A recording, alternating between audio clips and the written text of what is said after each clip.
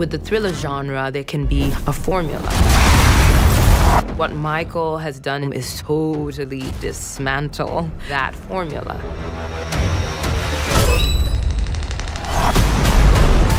It's a completely different perspective, a different environment, a different setting, and this one is so much more devastating to witness. We have kind of seen what it was like when the aliens landed for the first time with the original family. This film completely gives us a new perspective on what it was like the first day in a very populated area. If anyone knows me, they know I do not like cats. I'm afraid of them. I think cats are actually just small lions.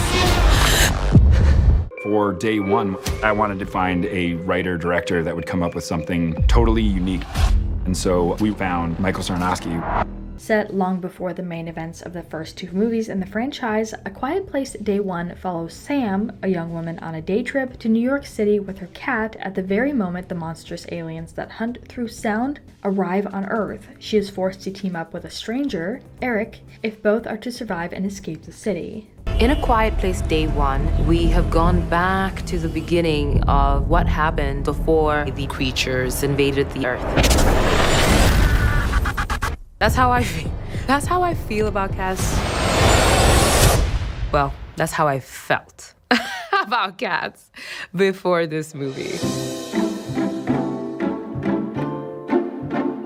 John Krasinski makes a return for this film, but behind the camera, and finding someone who he gave creative freedom to in order to capture the same story, kinda, but in a different setting and with people figuring out the rules for themselves. John did give me a lot of freedom to create something that remains true, yet also very different from the first two movies. His take on the movie was, what if you had someone going through this first day and they had a unique set of circumstances that would set them apart from everyone else?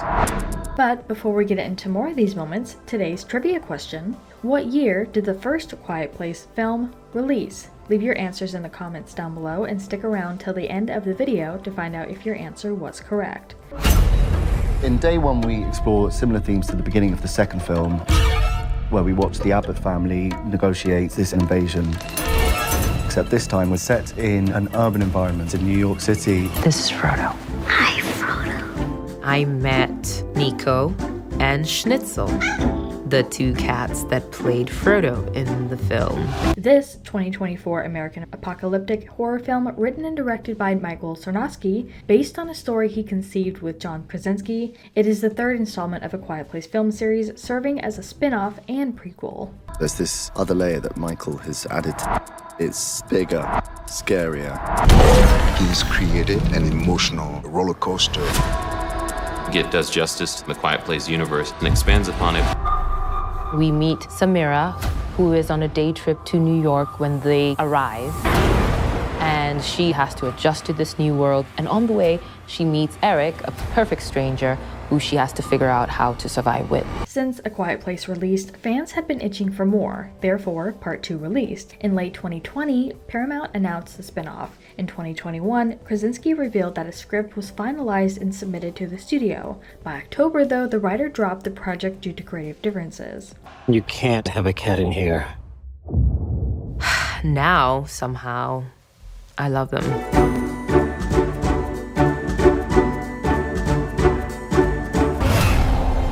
Trying to be quiet in New York City is no easy thing. An entire city of people figuring out the rules for themselves.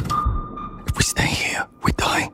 Krasinski approached Sarnoski after seeing his indie feature directorial debut, Pig, from 2021. The main thing was just being very focused on her point of view, and so the scares came naturally through that. I tried hard not to force anything into that. It was just, okay, she's figuring out this world and she's exploring it, and as she figures it out, here are the things that would jump out at her and be upsetting or startling or terrorizing. This new perspective that is talked about, aside from having a deaf character for this particular film, this time it's a terminally ill cancer patient who lives at a hospice outside of New York where the film takes place. At some point, the leash is no longer a part of the movie. The leash is lost.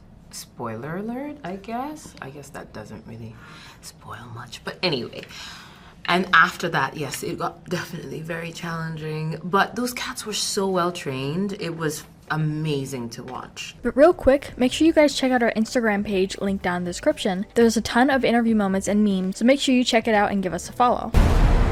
The world is coming to an end, and how does one best manage the emotional roller coaster? It feels very surreal because New York is so quiet. It feels very ominous.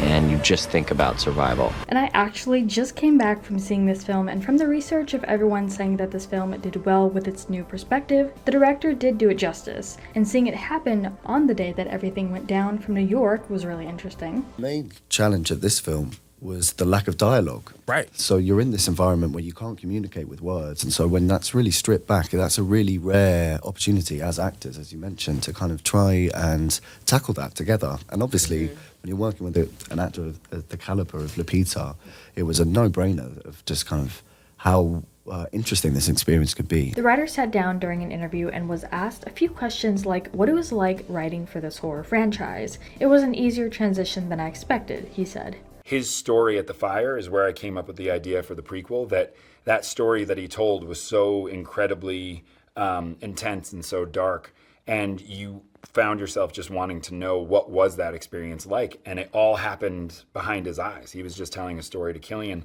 and I just thought, what if we actually experienced his story firsthand? He continued with, being a director means having your team around you and spending a lot of time talking to your heads of department, your production designers, and your cinematographer. The big difference between a smaller movie like Pig and a film like Day One is that instead of having two people working under each other, there is like 50. Joe, I mean, the big thing for him was he sent in an audition tape that had just all the kind of sensitivity and warmth and sadness, and he just had something about him that was both like, he's both kind of boyish yet also wise beyond his years, and that was really important for Eric. He's got a lot going on. The love director Michael Sarnoski has for J.R.R. Tolkien and The Lord of the Rings is pretty overt in his latest movie, A Quiet Place Day One, even beyond the fact that two of his lead characters are also named Sam and Frodo. What's the secret to making the most believable I'm scared face in movies? You want to think about things that will make you laugh. You want to frown as heavily as possible. You want to open your eyes. You want to drop your jaw.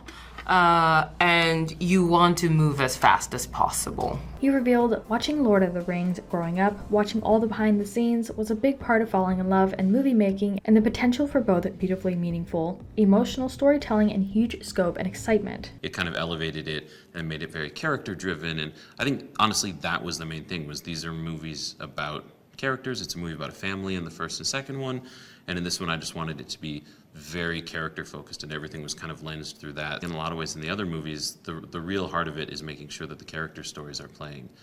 So I kind of wanted to make sure I was honoring that. Before we sign off here though, we did want to mention the next film in this franchise, A Quiet Place Part 3. Do the research and you just go there, I suppose. It's hard to give a map, but I really did enjoy the fact that Samira required that I do something different from anything I had done before, as well as different from my own lived experience. In May 2021, Blunt revealed that Krasinski has plans for a third and final A Quiet Place film, acknowledging that he wanted to see how the second installment was received before moving forward onto the next film. She stated it is intended to be a trilogy. A Quiet Place Part 3 was officially announced with a scheduled release date of 2025. How do you audition? I have no idea how I got this. You don't? I auditioned for it. I really wanted to be involved. Fascinated to see what he'd do with it. I was a big fan of the franchise, irrespective of that, and then that collaboration was a really interesting idea to me. And then the fact that Lupita was involved, it was a no-brainer. I really wanted to put my hand. Did you have a reading? Were you on Zoom? How did it work? Yes, yeah. I met for it and did the whole audition thing for it. And as far as the answer to our trivia question, A Quiet Place released on April 6th, 2018. And there you have two people trying to wade through subway water with a cat in a bag. And cats we know do not like water. Nope. So that, I think, was one of the gnarliest moments. That turned into a bit of a saga, that one. Yeah. Yeah. But we wanted to turn this around to you guys. What do you think about all these moments? Which one was your favorite, and are you looking forward to seeing this film? Let us know what your thoughts are in the comments down below. Make sure you're subscribed with notifications on for more videos just like this. That's it for today though. We'll see you all next time with a brand new video. Bye guys. It's perilous, it's fastly paced, and it's extremely quiet.